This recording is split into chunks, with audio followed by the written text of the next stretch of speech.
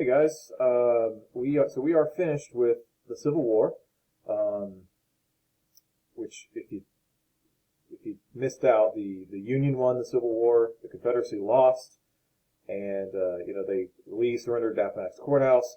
So that that enters into the next era, which is Reconstruction.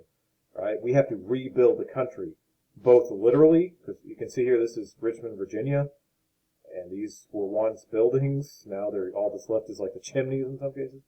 So we have to literally rebuild the buildings, and then we have to bring back the southern states into the Union.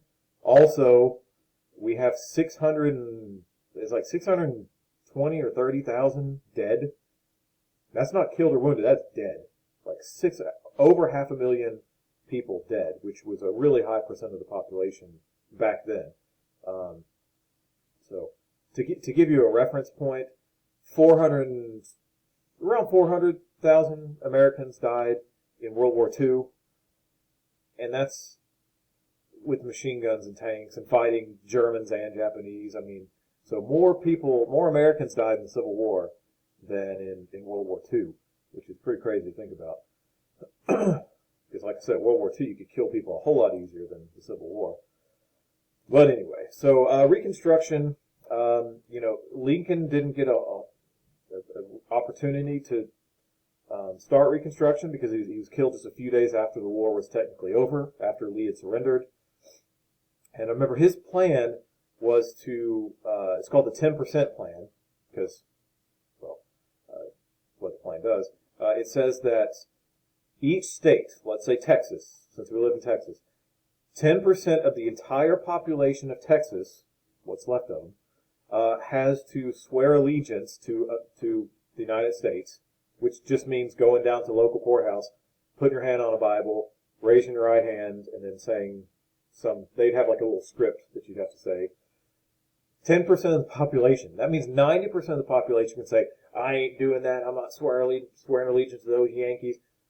Fine. You just need 10% of the population. That's really easy.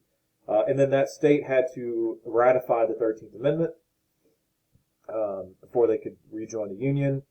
Remember, the 13th Amendment frees the slaves. It officially makes it unconstitutional to own slaves. So remember, the Emancipation Proclamation was just a temporary thing. So the 13th Amendment, that's when the slaves are free. Excuse me. All right, so after Abraham Lincoln is assassinated, which was the first successful attempt at assassinating a president, he was our first president to be killed in office. He's not the first president to die in office. That would have been William Henry Harrison.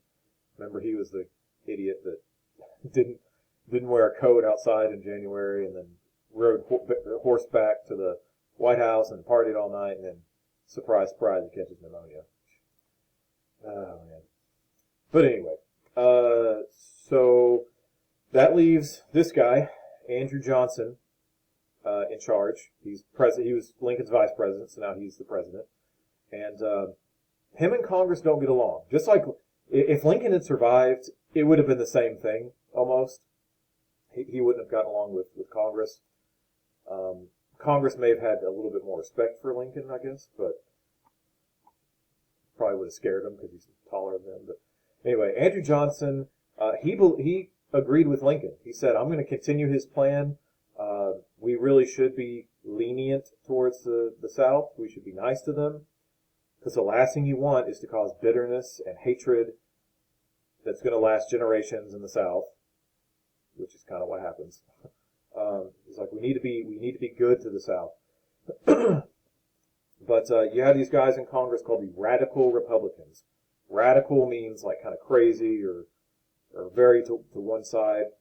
So the Radical Republicans are like, no, we need to make the South pay for what they did. Rub their noses in it so it never happens again. Make their future generations remember. It's like, is that really the best thing to do?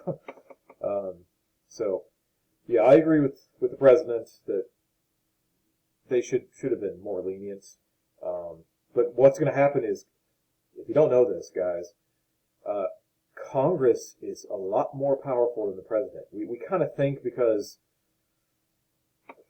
don't know, we think of kings and stuff. We think that the president has more power, is the most powerful person, or most powerful branch in the government, but really it's Congress. Congress can do way more than the president can. So when the radical Republicans take over Congress, they pass a lot of their radical stuff that makes the South pay. Like instead of the 10% plan, oh man, what was it? It was shoot, I'm sorry, I should have looked this up before I started. But it was a much higher percent. Ex-Confederate leaders were basically like they could not take leadership roles at all. And I'm like, almost every capable leader in the South had been a leader in the Confederacy. You know, whether it was a lieutenant or Robert E. Lee. You know, to say that anybody that fought with the Confederacy could not hold office was kind of stupid. But anyway, so the radical Republicans, they want to punish the South.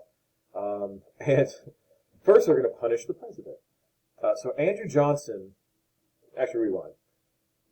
George Washington. Let's go back to the first president. George Washington, he was our first president, and they were figuring out a lot of stuff about the Constitution. So when Washington picked his cabinet members, the Senate approves who he picks, right? So when he picked Thomas Jefferson as his Secretary of State, the Senate had to approve Thomas Jefferson and say, yeah, he's qualified. He speaks French. He's got good relationships with people in France. So yeah, he's probably a good Secretary of State. However, it doesn't really say anything about the president firing his cabinet members if they're not doing their job. So there was kind of an unofficial agreement where the president, it's kind of understood that the president can fire people without, that's what Andrew Jackson did, right? The spoil system. When he became president, he just fired everybody that he could and then replaced them with his supporters. So Congress passes a law that goes against that tradition called the Tenure of Office Act, which meant the president could not fire his cabinet members, which when you think about it is really stupid. I mean, if I'm a boss of a company and there's a law where I can't fire my employees, even no matter what they do, that doesn't make any sense. Because then my employees aren't going to do anything. We're not going to get anything done. So anyway, so Johnson just ignores it, and he tries to fire a Secretary of War, and Congress says, hey, you broke the law, buddy. Right? You broke the Tenure of Office Act. You're not supposed to fire your cabinet members. You tried to fire them. So they tried to impeach him. Right? And here's how the impeachment process worked. Because I'm a bit late. We're a bit late getting to this because the whole impeachment thing with Trump is kind of done with. But what they do is the House, they're the ones that bring forth the impeachment. They vote on it. It then goes to the Senate or vice versa. And then once they vote yes to impeach the president, then it goes to a Senate trial sort of thing. And if the Senate votes yes, he's guilty or whatever, then they kick him out. They kick him out of office.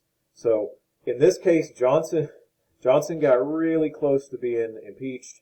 One vote away from, not being impeached. He was impeached, but one vote away from him being kicked out of office. So he was impeached, which is step one, but then they failed step two, which was to actually kick him out of office. So anyway, so Johnson, he's probably ready to get out of there. So after he's finishing up Abraham Lincoln's term, right? He was elected in 1864. So in 1868, Johnson's like, I'm out of here. And so they find a war hero to run for the Republicans. His name is Ulysses S. Grant, and of course he wins because Democrats aren't really popular at the time. The Democrats were the Southern Party during the Civil War. So anyway, so Ulysses S. Grant becomes the 18th president, and that's where we'll leave off with Reconstruction. So there you go, guys. Reconstruction Day 1 down. See y'all later.